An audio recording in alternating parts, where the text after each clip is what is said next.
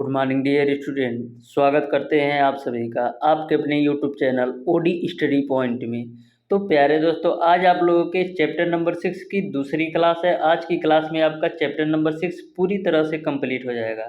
Dear student, इस chapter के प्रत्येक क्वेश्चन का सॉल्यूशन मैं आपको इस तरीके से कराने वाला हूँ कि आपके एग्जाम में इस चैप्टर से कोई सा भी क्वेश्चन पूछ लिया जाए, आप 100% एक्यूरेसी के साथ सॉल्व कर पे आएंगे। तो डियर स्टूडेंट, प्रत्येक क्वेश्चन का सॉल्यूशन आप ध्यान से अच्छी तरीके से समझते हुए चलिएगा।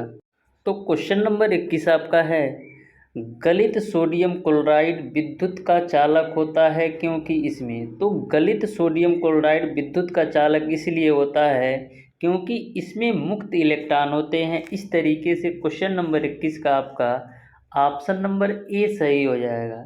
देखिएगा डियर स्टूडेंट, क्वेश्चन नंबर 22। तो क्वेश्चन नंबर 22 आपका है, वे यौगिक जो जल तथा गलित अवस्था में आयनित हो जाते हैं वे कहलाते हैं। तो ससंयोजी जो यौगिक होते हैं वे जल तथा गलित अवस्था में आयनित हो जाते हैं। इस तरीके से क्वेश्चन नंबर 22 का ऑप्शन नंबर बी सही हो जाएगा। क्वेश्चन नंबर 23 आपका है, निम्न में से किसमें ससंयोजक एवं आयनिक दोनों बंध बनते हैं। तो ससंयोजक एवं आयनिक बंध आपका Na OH में बनता है, क्योंकि आपका Na पर होता है प्लस और OH पर आपका होता है माइनस। तो यहाँ से आप देख सकते हैं कि Na पर प्लस और OH पर माइनस के द्वारा आपका वैद्युत संयोजी बंध बन जाएगा, क्योंकि आवेशों के साझेदारी से ही आपका वैद्युत संयोजी बंध बनता है। और Na और OH के बीच आपका ससंयोजी बंध भी बनता है। इस तरीके से क्वेश्चन नंबर 23 का ऑप्शन नंबर डी सही हो जाएगा। क्वेश्चन नंबर 24 आपका है, वह यौगिक जिसमें आयनिक और ससंयोजक दोनों बंध बनते हैं। तो KCN आपका एक ऐसा यौगिक है जिसमें आपके ससंयोजिक एवं आयनिक बंध दोनों बनते हैं, यानी कि क्वेश्चन नंबर 24 का ऑप्शन नंबर बी सही हो जाएगा। क्वेश्चन नंबर 25 आपका है, किस यौगिक में ससंयोजक बंध उपस्थित हैं। तो ऑप्शन नंबर ए आपको दे रखा है MgCl2, ऑप्शन नंबर बी आपको दे रखा है NaCl और ऑप्शन नंबर सी आपको दे रखा है CaO। एक आपका ऑप्शन नंबर डी दे रखा है, वो आपका है C2H6। तो C2H6 में आपका ससंयोजी बंध बनता है। ध्यान में रखिएगा, जो आपके ससंयोजी बंध होता है वो आपका इलेक्ट्रॉनों के साझे से बनता है। इस तरीके से क्वेश्चन नंबर 25 का ऑप्शन नंबर डी सही हो जाएगा। क्वेश्चन नंबर 26 आपका है डियर स्टूडेंट, क्वेश्चन नंबर 26 आपका है, निम्नलिखित में से उप सहसंयोजक यौगिक कौन सा है। तो ध्यान से चारों ऑप्शंस को देखिएगा। ऑप्शन नंबर ए आपको दे रखा है SO2, जबकि आपका ऑप्शन नंबर ए में ही यानी SO2 में उप सहसंयोजी बंध बनता है, क्योंकि जो आपका MgCl2 है इसमें आपका Mg पर +2 होता है और Cl पर -2 होता है, यानी MgCl2 तो वैद्युत संयोजी बंध है, यानी ये तो नहीं होगा। उसके बाद से आपका CaCl2 में भी आपका Ca पे +2 होता है और क्लोरीन पे -2 होता है, यानी ये भी आपका वैद्युत संयोजी बंध है। और CH4 आपका ससंयोजी बंध है। तो एक ही ऑप्शन बचा आपका SO2, यानी SO2 आपका उप सहसंयोजक बंध का उदाहरण है। क्वेश्चन नंबर 27 आपका है, निम्नलिखित में से कौन एक वैद्युत संयोजी यौगिक है। चारों ऑप्शंस में आपको बताना है कौन सा एक वैद्युत संयोजी यौगिक है। तो मैंने आपको बताया MgCl2 आपका वैद्युत संयोजी यौगिक का उदाहरण है, क्योंकि Mg पर +2 होता है और Cl पर -2 होता है। तो +2 आवेश और -2 आवेश के माध्यम से आपका वैद्युत संयोजी बंध बन जाता है। क्वेश्चन नंबर 28 आपका है, NaCl का क्रिस्टल बना होता है। तो मैंने कई बार आपको बता चुका, जो NaCl का क्रिस्टल होता है वो आपका Na पर प्लस और Cl पर माइनस के क्रिस्टल से बना होता है। इस तरीके से क्वेश्चन नंबर 28 का ऑप्शन नंबर सी सही हो जाएगा। क्वेश्चन नंबर 29 आपका है, एक धन विद्युतीय तत्व के बाहरी कोश में 5 इलेक्ट्रॉन है, उसकी संयोजकता है। तो ध्यान से क्वेश्चन नंबर 29 को समझिएगा। ऐसा क्वेश्चन आपके एग्जाम में एक क्वेश्चन 100% पूछेगा। तो देखिएगा, बाहरी कोश में 5 इलेक्ट्रॉन है, तो जो आपका फास्फोरस होता है इसका आपका परमाणु क्रमांक 15 होता है और फास्फोरस के बाहरी कोश में 5 इलेक्ट्रॉन होते हैं। क्योंकि फास्फोरस का इलेक्ट्रॉनिक विन्यास आपका 2, 8 और 5 होता है। यानी कि फास्फोरस को अपना अष्टक पूरा करने के लिए कितने इलेक्ट्रॉन की आवश्यकता है? बाहरी कोश में 5 इलेक्ट्रॉन है, तो अपने अष्टक को पूरा करने के लिए इसको 3 इलेक्ट्रॉन और चाहिए, यानी कि 3 इलेक्ट्रॉन से साझा करेगा। इस तरीके से आपका ऑप्शन नंबर डी सही हो जाएगा, यानी कि जिसके बाहरी कोश में 5 इलेक्ट्रॉन है उसकी संयोजकता आपका 3 होगा, यानी कि क्वेश्चन नंबर 29 का आपका ऑप्शन नंबर डी सही हो जाएगा। तो इस बात को आप ध्यान में रखिएगा, जितने इलेक्ट्रॉन की आवश्यकता होती है किसी भी तत्व को अपना अष्टक पूरा करने के लिए, वही उसकी संयोजकता होती है। क्वेश्चन नंबर 30 आपका है, किसी तत्व के नाभिक में 9 प्रोटॉन है उसकी संयोजकता होगी। तो मैंने आपको जब पिछला चैप्टर बताया था परमाणु संरचना के बारे में, तो मैंने आपको बताया था कि जो आपके प्रोटॉनों की संख्या होती है वही आपके इलेक्ट्रॉनों की संख्या होती है और वही आपका परमाणु क्रमांक होता है। कहने का मतलब होता है कि जितना आपका परमाणु क्रमांक है उतना ही आपके इलेक्ट्रॉनों की संख्या भी होगी और उतना ही आपके प्रोटॉनों की संख्या होगी। तो यहाँ पर 9 प्रोटॉन है, यानी कि 9 प्रोटॉन यानी कि 9 परमाणु क्रमांक। तो किस तत्व का परमाणु क्रमांक 9 होता है? तो आप जानते हैं कि फ्लोरीन का परमाणु क्रमांक 9 होता है, जिसका इलेक्ट्रॉनिक विन्यास 2 और 7 होता है। तो इसकी आपको संयोजकता बताना है। तो फ्लोरीन को अपना अष्टक पूरा करने के लिए कितने इलेक्ट्रॉन चाहिए? तो फ्लोरीन को अपना अष्टक पूरा करने के लिए 1 इलेक्ट्रॉन की आवश्यकता है, क्योंकि बाहरी कोश में ऑलरेडी 7 इलेक्ट्रॉन है। इस तरीके से क्वेश्चन नंबर 30 का ऑप्शन नंबर ए सही हो जाएगा। क्वेश्चन नंबर 31 आपका है, हाइड्रोजन के यौगिक में प्रायः बंध होते हैं। तो हाइड्रोजन के यौगिक में मैक्सिमम जो बंध पाया जाता है वो आपका सहसंयोजक बंध पाया जाता है। जैसा कि आपका एग्जांपल देख सकते हैं, CH4 हो गया, C2H6 हो गया, ये सभी सहसंयोजक बंध के उदाहरण हैं। तो मैक्सिमम आपके हाइड्रोजन में सहसंयोजक बंध पाए जाते हैं। क्वेश्चन नंबर 32 आपका है, नाइट्रोजन अणु में है। तो ध्यान से समझिएगा कि नाइट्रोजन अणु में एकल बंध है कि त्रिक है कि द्विबंध है। तो नाइट्रोजन का जो परमाणु क्रमांक होता है वो आपका 7 होता है। इलेक्ट्रॉनिक विन्यास आपका 2 और 5 होता है, यानी कि नाइट्रोजन के बाहरी कोश में 5 इलेक्ट्रॉन है। यह अपने अष्टक को पूरा करने के लिए कितने इलेक्ट्रॉन से साझा करेगा? नाइट्रोजन जो है अपने अष्टक को पूरा करने के लिए 3 इलेक्ट्रॉन से साझा करेगा। इस तरीके से नाइट्रोजन के बीच त्रिक बंध मिलेगा।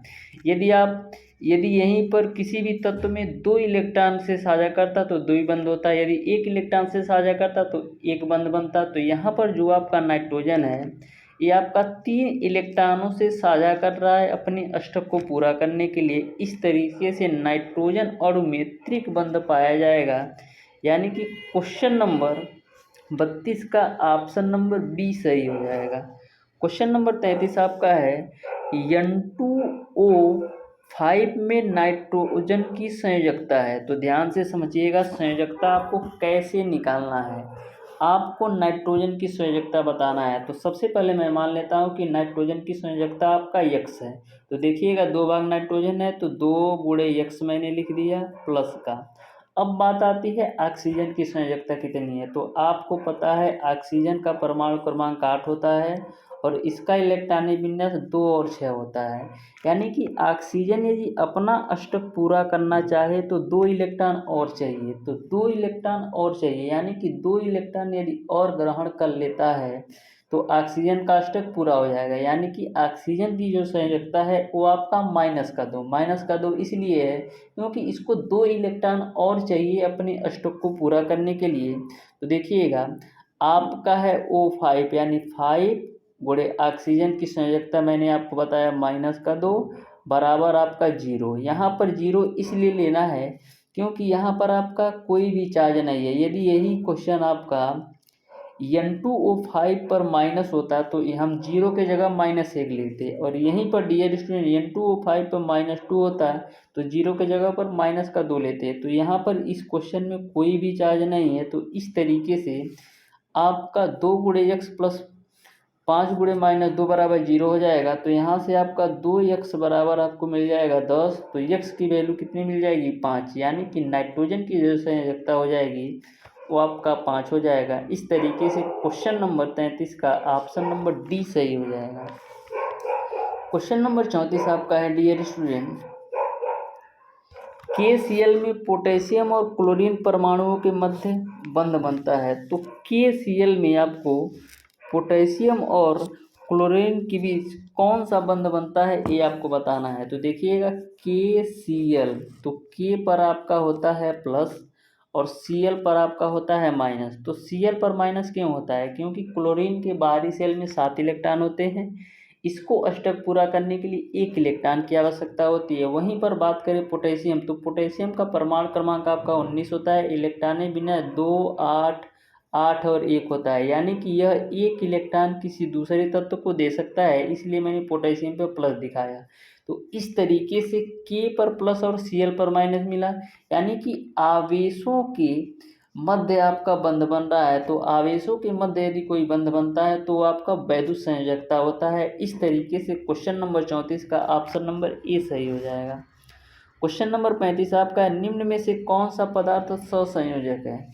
इन चारों ऑप्शंस में आपको यह बताना है कि कौन सा पदार्थ सहसंयोजक है। तो देखिएगा कौन सा पदार्थ आपका सहसंयोजक है। तो चारों ऑप्शंस को ध्यान से समझिएगा कैसे सॉल्व करना है। जैसे आपका MgO है, तो Mg पर आपका हो जाएगा +2 या और O पर आपका होता है -2, यानी MgO का जो होगा ये आपका वैद्युत संयोजी बंध होगा, यानी ये तो आपका ऑप्शन नहीं होगा। अब देखो K2O, तो K2 है, K पर प्लस होता है लेकिन K2 है तो +2 हो जाएगा और O पर -2 हो जाएगा, यानी यह भी आपका वैद्युत संयोजी बंध होगा। अब बात करते हैं ऑप्शन नंबर ए का, तो CaCl2 है, तो Ca पर आपका होता है +2 और Cl पर आपका होता है -1 है, 2 भाग है Cl, तो यहाँ पर -2, यानी यह भी CaCl2 भी आपका वैद्युत संयोजी बंध है। तो इस तरीके से आपका एक ही ऑप्शन बनता है, वो आपका है H2, यानी H2O में आपका सहसंयोजक बंध बन रहा होगा। क्वेश्चन नंबर 36 आपका है निम्न अणु में उप सहसंयोजक बंध है। तो उप सहसंयोजक बंध किस अणु में है ये आपको बताना है। तो उप सहसंयोजक बंध जो है अमोनियम क्लोराइड में है। इस तरीके से क्वेश्चन नंबर 36 का ऑप्शन नंबर बी सही हो जाएगा। क्वेश्चन नंबर 37 आपका है एक तत्व का परमाणु भार 24 है तथा इसके नाभिक में 12 न्यूट्रॉन है, इसकी संयोजकता है। तो देखिएगा इसके नाभिक में 12 न्यूट्रॉन है और परमाणु भार आपका 24 है। तो देखिएगा यदि मैं परमाणु भार में से न्यूट्रॉनों की संख्या घटा दूं तो हमको परमाणु क्रमांक का मान पता चल जाता है। तो परमाणु भार 24 है और न्यूट्रॉनों की संख्या 12 है, तो परमाणु क्रमांक कितना हो जाएगा? परमाणु क्रमांक आपका हो जाएगा 12। अब 12 का इलेक्ट्रॉनिक विन्यास करेंगे तो आपका हो जाएगा 2, 8 और 2, यानी कि 12 किसका परमाणु क्रमांक है? मैग्नीशियम का, और इसका इलेक्ट्रॉनिक विन्यास आपका 2, 8, 2 के रूप में होगा। तो संयोजकता कितनी आएगी? संयोजकता आपका 2 आएगा, क्योंकि बाहरी कोश में 2 इलेक्ट्रॉन है। इस तरीके से क्वेश्चन नंबर 37 का ऑप्शन नंबर ए सही हो जाएगा। क्वेश्चन नंबर 38 आपका है N2 अणु के बंध निर्माण में इलेक्ट्रॉन की कुल कितनी संख्या भाग लेती है? तो N2 की बात हो रही है। देखो एक N मैंने यहाँ पर लिख दिया और एक N मैंने यहाँ पर लिख दिया। आपको पता है कि जो आपका नाइट्रोजन होता है इसकी परमाणु क्रमांक 7 होता है, इलेक्ट्रॉनिक विन्यास 2 और 5 होता है, यानी बाहरी कोश में नाइट्रोजन के 5 इलेक्ट्रॉन हैं। तो देखो 1, 2, 3, 4, 5 इलेक्ट्रॉन यहाँ जमा दिया और यहाँ पर भी हम 5 इलेक्ट्रॉन जमा देते हैं। तो देखो यहाँ पर आपका हो जाएगा 1, 2, 3, 4, 5। अब देखो नाइट्रोजन के बाहरी सेल में 5 इलेक्ट्रॉन है, अपना अष्टक पूरा करना चाहे तो कितने इलेक्ट्रॉन से साझा करेगा? 3 इलेक्ट्रॉन से। तो ए 3 इलेक्ट्रॉन से ए और ए साझा कर लिया। अब आप देख सकते हैं कि इस नाइट्रोजन के पास भी 8 इलेक्ट्रॉन हो गया और इस नाइट्रोजन के पास भी 8 इलेक्ट्रॉन हो गया, यानी कि नाइट्रोजन अणु में कितने इलेक्ट्रॉन का साझा हो रहा है? तो 1, 2, 3, 4, 5, 6 इलेक्ट्रॉन का साझा हो रहा है। इस तरीके से क्वेश्चन नंबर 38 का ऑप्शन नंबर बी सही हो जाएगा। क्वेश्चन नंबर 39 आपका है डियर स्टूडेंट, सहसंयोजी यौगिक में 2 परमाणुओं के मध्य अधिकतम सहसंयोजी बंधों की संख्या होती है। तो अधिकतम सहसंयोजी बंधों की संख्या आपका 3 हो सकती है। इस तरीके से क्वेश्चन नंबर 39 का ऑप्शन नंबर सी सही हो जाएगा। क्वेश्चन नंबर 40 आपका है कि MnO4 में मैग्नीज की संयोजकता क्या है। आपको मैग्नीज की संयोजकता बताना है। तो देखो, पोटेशियम का परमाणु क्रमांक 19 होता है, इलेक्ट्रॉनिक विन्यास आपका 2, 8, 8 और 1 होगा, यानी बाहरी कोश में 1 इलेक्ट्रॉन है। इस तरीके से पोटेशियम की तो संयोजकता आपका 1 होगा। तो देखो, पोटेशियम की संयोजकता 1 हो गया, प्लस का मैग्नीज का आपको निकालना है, तो मैग्नीज को मैं मान लेता हूँ x है, प्लस का। अब देखो, ऑक्सीजन का आपको पता है संयोजकता -2 होता है, तो 4 भाग ऑक्सीजन है, तो 4 गुणे -2 हो जाएगा, बराबर 0 हो जाएगा, क्योंकि KMnO4 पर कोई चार्ज नहीं है। तो यहाँ पर देखिएगा, आपका हो जाएगा x प्लस का 1 और 4 दूना -8 बराबर 0। तो यहाँ से x की वैल्यू निकालोगे तो आएगा 7।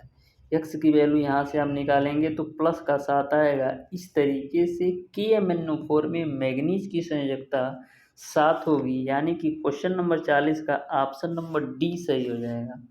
क्वेश्चन नंबर 41 आपका है, विद्युत संयोजक बंद होता है। तो चारों ऑप्शंस में आपको बताना है कि विद्युत संयोजक बंद होता है।